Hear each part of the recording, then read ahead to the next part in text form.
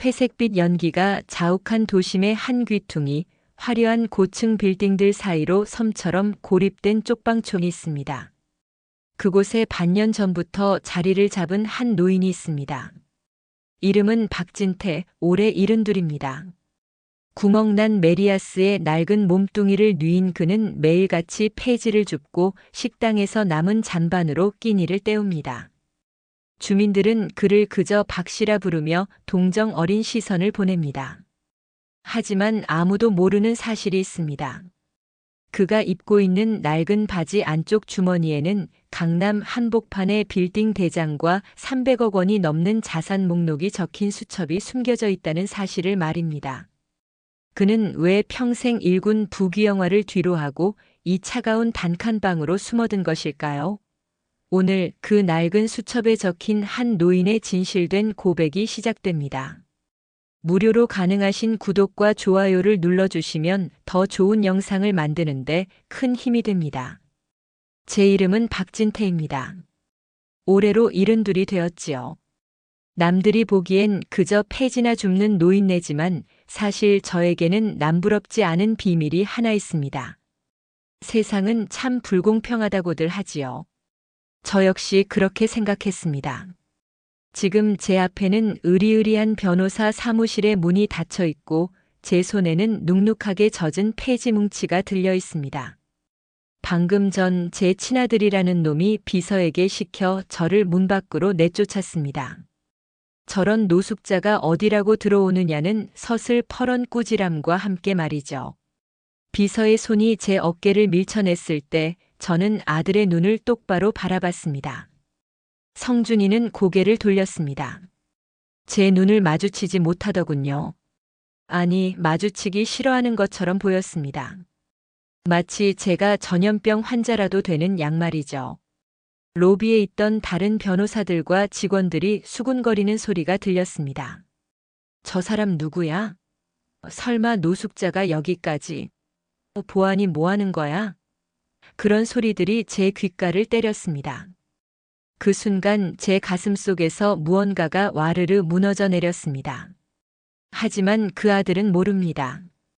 자신이 내쫓은 그 노숙자가 사실은 자신이 그토록 갈구하던 유산 300억의 유일한 주인이라는 것을 말입니다.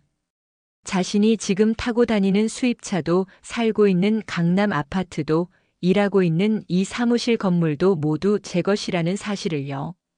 엘리베이터를 타고 내려오면서 저는 떨리는 손으로 바지 안주머니를 만졌습니다.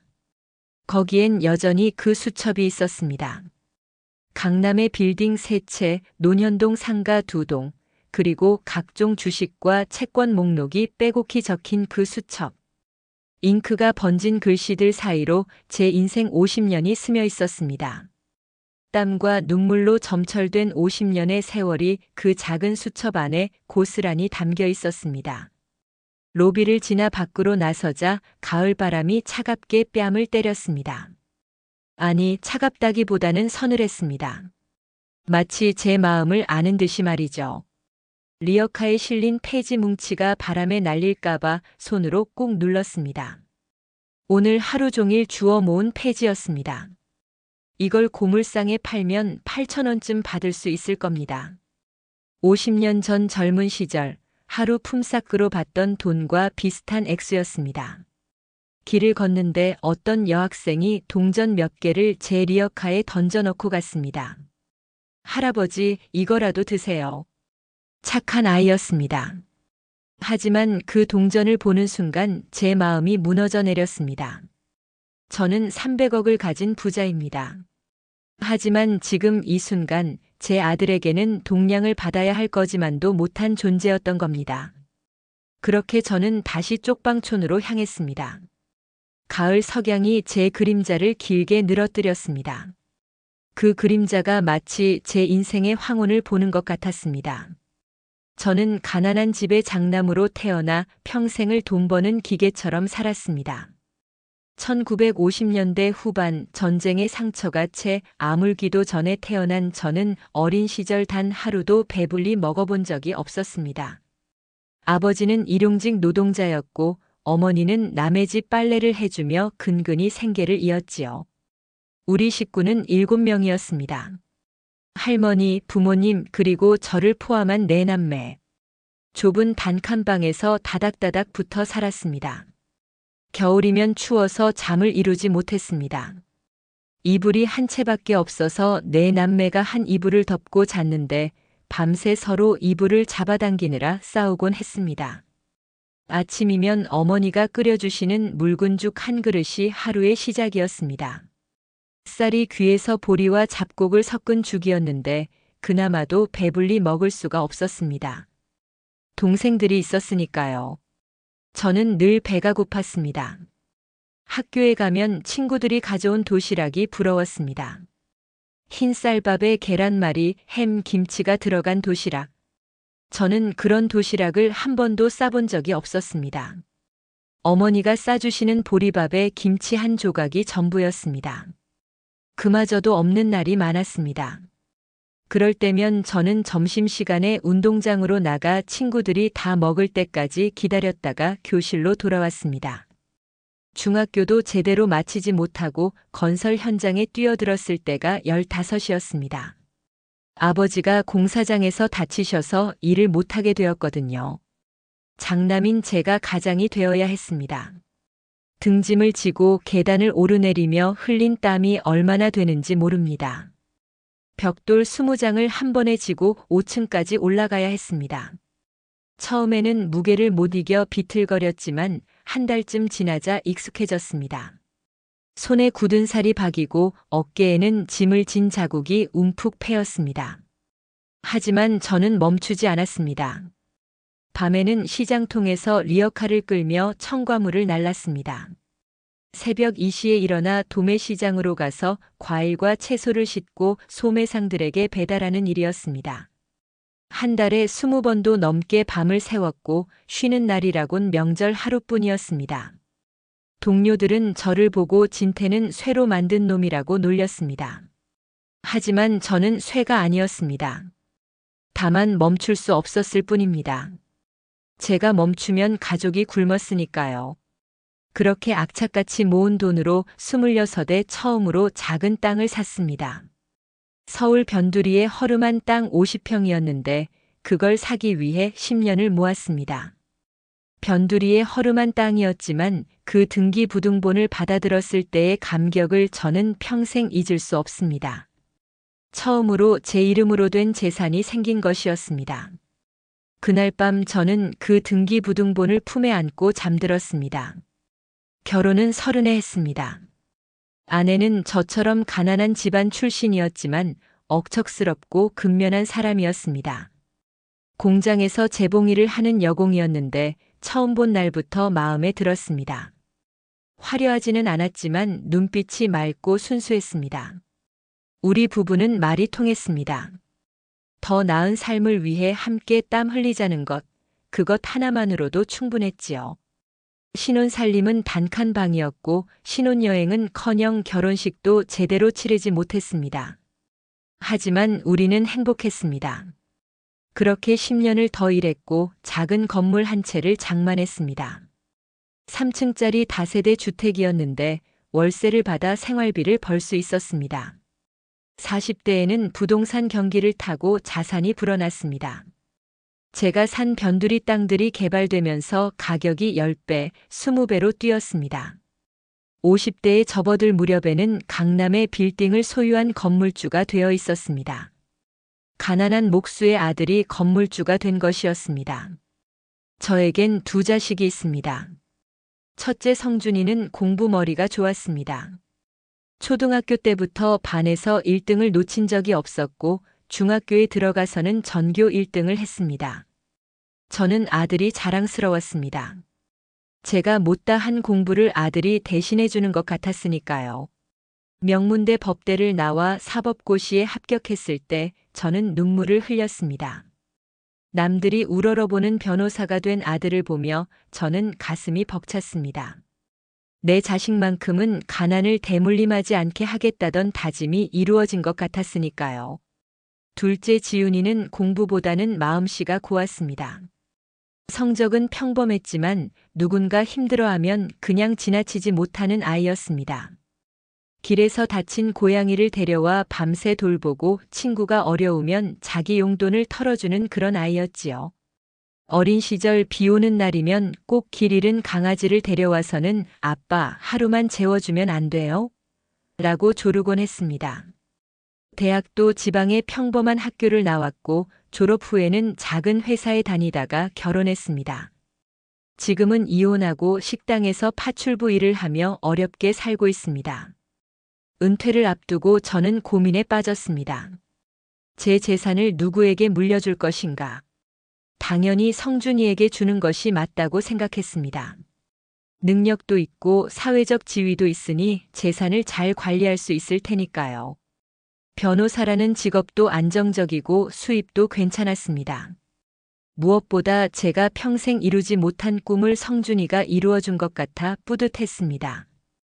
하지만 마음 한구석이 불편했습니다. 성준이는 성공한 후로 점점 변해갔습니다. 대학을 졸업하고 로펌에 취직한 후부터였습니다. 명절에 와서도 비싼 양복 차림으로 거칠에만 하다 가고 전화통화도 바쁘다는 핑계로 짧게 끊기 일쑤였습니다. 아버지, 저 지금 클라이언트랑 미팅 중이라 나중에 다시 걸게요 라는 말을 얼마나 많이 들었는지 모릅니다. 처음에는 그래, 바쁘겠지. 변호사니까라고 이해했습니다. 하지만 시간이 지날수록 그게 핑계라는 걸 알게 되었습니다. 명절에 와도 1시간도 채 머물지 않았습니다. 밥을 먹다가도 전화가 오면 나가서 통화하고 식사가 끝나면 바로 일어나 나갔습니다. 죄송합니다, 아버지. 내일 재판 준비가 있어서요. 그러면서도 친구들과는 골프를 치러 다니고 해외여행을 가더군요. 소셜미디어에 올라온 사진들을 보면 알 수 있었습니다. 저와 있을 시간은 없으면서 친구들과는 시간을 보낼 여유가 있었던 겁니다. 반면 지훈이는 힘든 형편에도 주말마다 찾아왔습니다. 남편이 사업에 실패하고 집을 나간 후 혼자서 아이를 키우며 식당에서 일하는데도 말입니다. 제 낡은 양말을 꿰매주고 냉장고에 반찬을 채워놓고 갔습니다. 아빠, 이거 김치찌개 해먹고 이거는 나물이야. 냉동실에 갈비도 넣어뒀으니까 구워 드세요. 지훈이가 만든 반찬을 먹으면서 저는 생각했습니다. 진짜 효자가 누구일까? 그러던 어느 날 결심했습니다. 가난이라는 가면을 쓰고 자식들의 본 모습을 보기로요. 진짜 효자가 누구인지, 진짜 부모를 생각하는 자식이 누구인지 확인하고 싶었습니다. 제가 부자일 때는 누구나 저를 찾아올 수 있습니다. 하지만 제가 가난해졌을 때도 저를 찾아오는 사람, 그 사람이 진짜 저를 사랑하는 사람 아니겠습니까? 반년 전 저는 가족들을 불러 모았습니다. 거실에 둘러앉은 아이들에게 저는 떨리는 목소리로 말했습니다. 얘들아, 아빠가 할 이야기가 있다. 사실은 사업이 완전히 망했다. 부동산 투자를 잘못해서 큰 손실을 받고 빚쟁이들한테 쫓기고 있어. 집은 압류당할 예정이고 남은 돈은 한 푼도 없다. 빚쟁이들이 찾아올지도 모른다. 물론 거짓말이었습니다. 하지만 그들의 반응을 보고 싶었습니다. 성준이의 얼굴이 순식간에 흑빛으로 변하던 그 순간을 저는 평생 잊지 못할 것입니다. 아버지, 뭐라고요? 그게 무슨 말씀이세요? 그의 목소리가 떨렸습니다. 하지만 그 떨림은 걱정 때문이 아니었습니다. 분노 때문이었습니다. 제 체면도 생각하셔야죠. 변호사 아버지가 파산이라니요. 로펌 동료들이 알면 어떡합니까? 제 커리어에 얼마나 큰 타격인지 아십니까? 성준이가 목소리를 높였습니다. 저는 그 순간 믿을 수 없었습니다. 제 아들이, 제가 그토록 아끼고 사랑했던 아들이 가장 먼저 걱정한 것이 저의 안위가 아니라 자기 체면이었다니요. 그리고 솔직히 말씀드리면 아버지 빚을 제가 책임질 수는 없습니다. 저도 제 가정이 있고 로펌에서의 제 위치도 생각해야 하니까요. 당분간 연락 좀 하지 마세요. 제가 정리할 시간이 필요합니다. 그렇게 말하고는 가방을 챙겨 일어섰습니다. 저녁 식사도 하지 않고 그냥 나가버렸습니다.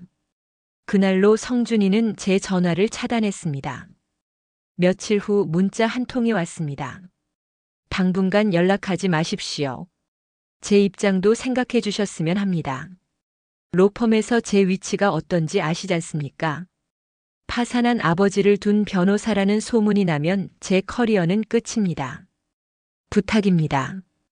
그게 전부였습니다. 안부를 묻는 말도 괜찮으냐는 걱정도 없었습니다. 오직 자기 걱정뿐이었습니다. 반면 지훈이는 울면서 제 손을 잡았습니다. 아빠, 걱정 마. 내가 어떻게든 모실게.